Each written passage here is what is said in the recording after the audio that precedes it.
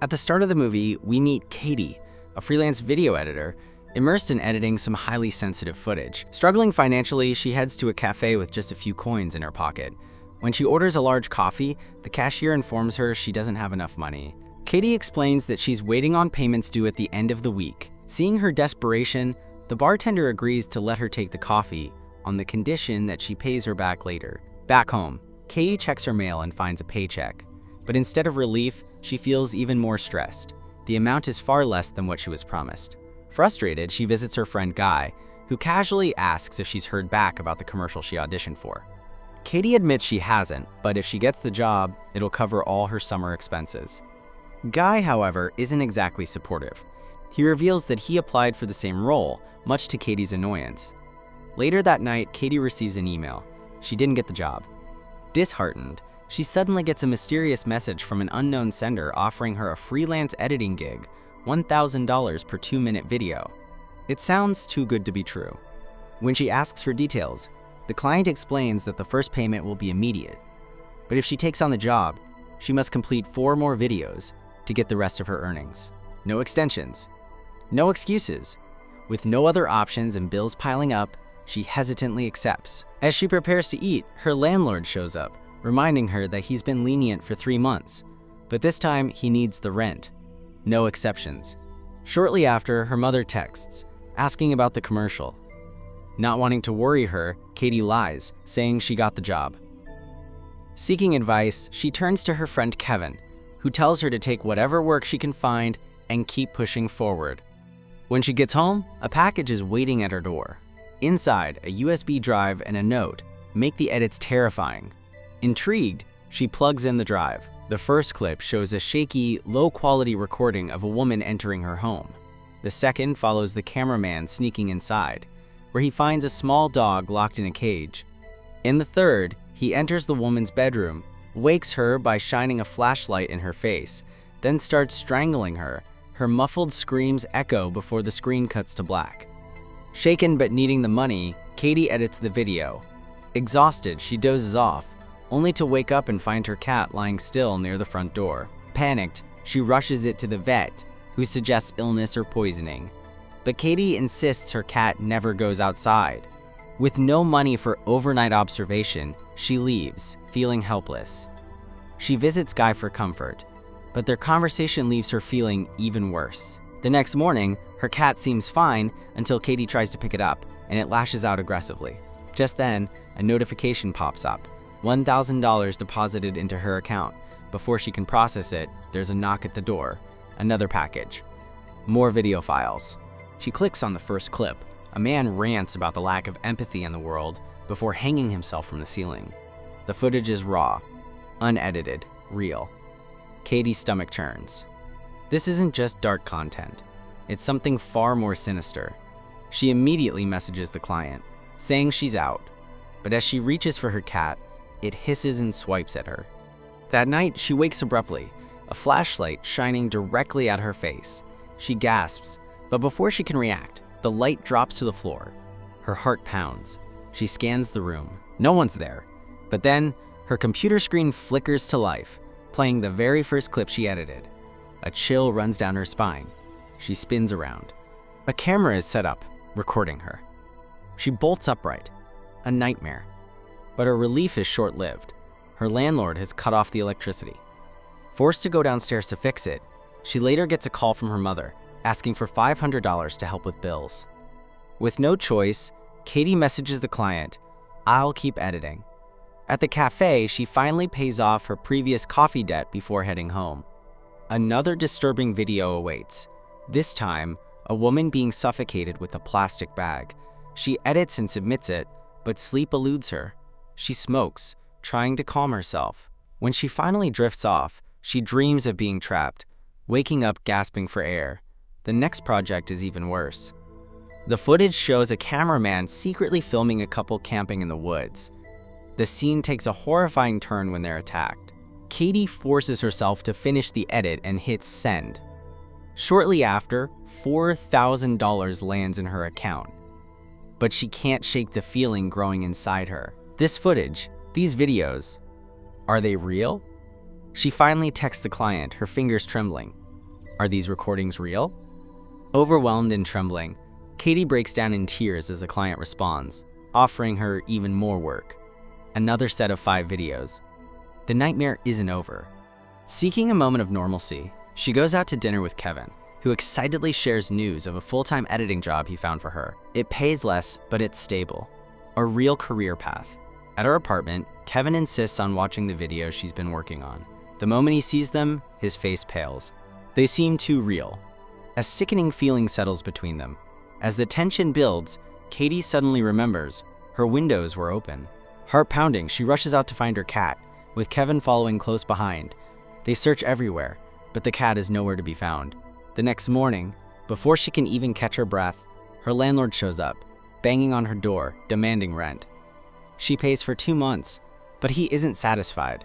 If she doesn't settle the rest within a week, she's out.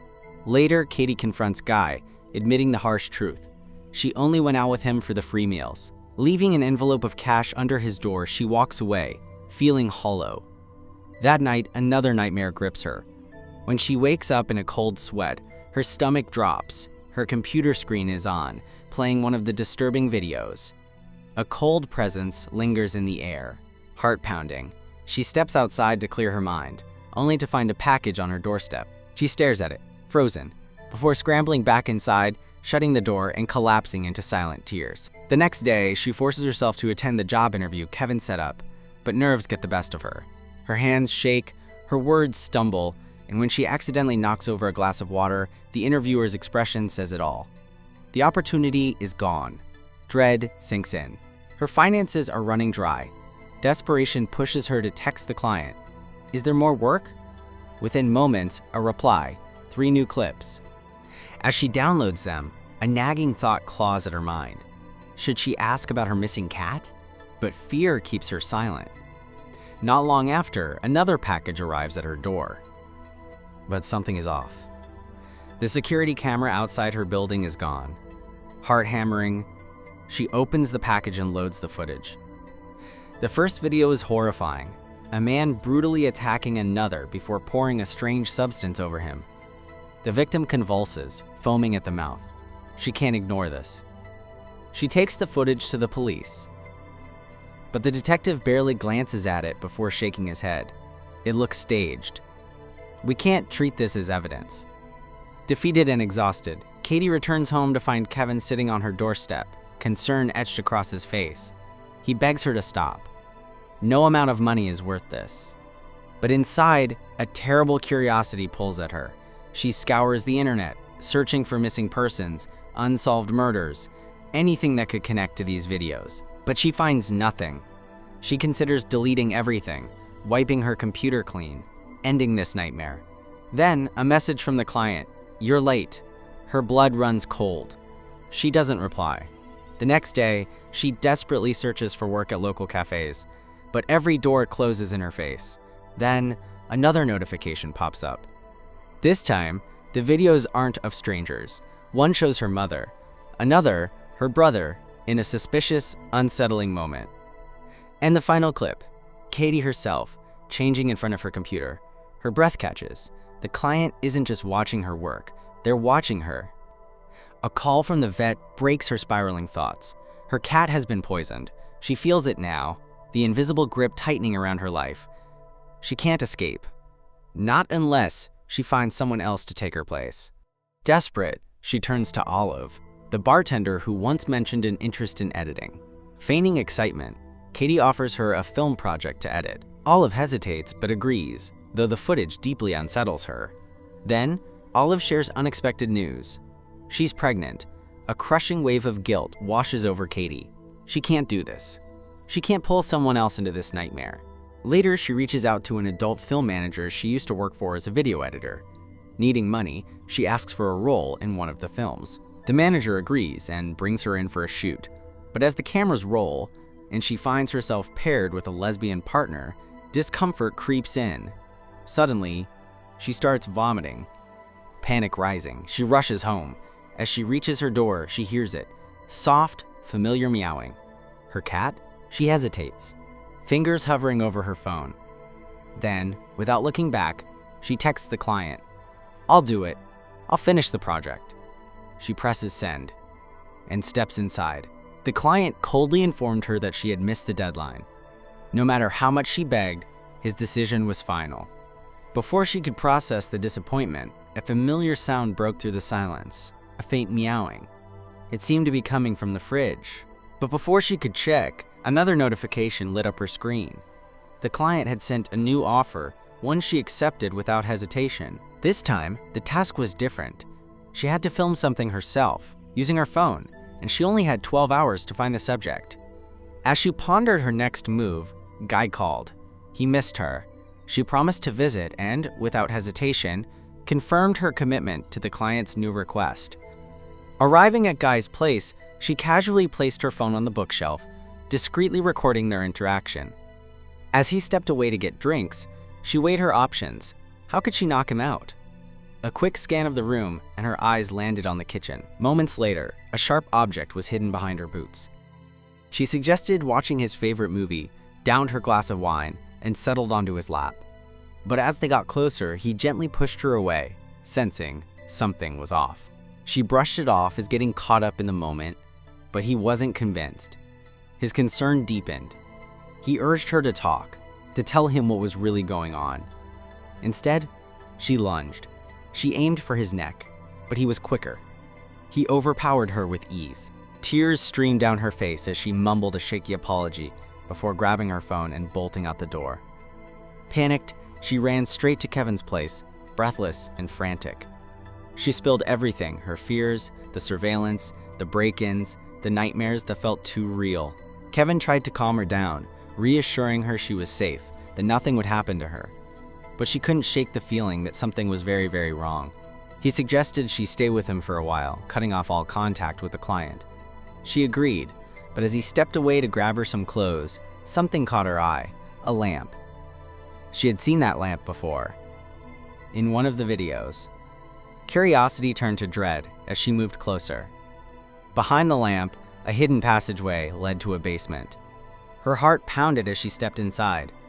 The walls were covered with photographs, dozens of faces, some familiar, some unknown. They all had one thing in common: fear frozen in their eyes. As Kevin re-entered the room, she turned to face him, her breath hitching. That's when it clicked. This was the same room where she had seen a man being hanged in one of the videos. She swallowed hard, her voice barely above a whisper. "Kevin, how many murders were filmed here?" Kevin finally breaks down and confesses. The man in the video had already planned to end his life, but the client forced Kevin to film it. If he refused, his family would be in danger. He insists he had no choice, that he was just another pawn in the client's twisted game. But then, he slips. He admits that a casting producer had pointed Katie out as the next target, and knowing she needed the money, Kevin had passed the job to her, without fully realizing what he was pulling her into. Katie's anger boils over. She lashes out, blaming him for everything she's been through.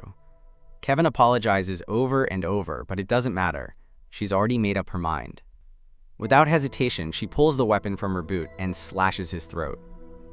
Kevin collapses, blood pooling around him as she stands there, shaken but resolute. Back home, she sits in front of her computer, watching the footage she had secretly recorded. She had placed the camera the moment she stepped into Kevin's room, capturing everything. Then, another message from the client. A new job. This time, she doesn't get to choose the target. It's her landlord. She hesitates as the client sends her proof.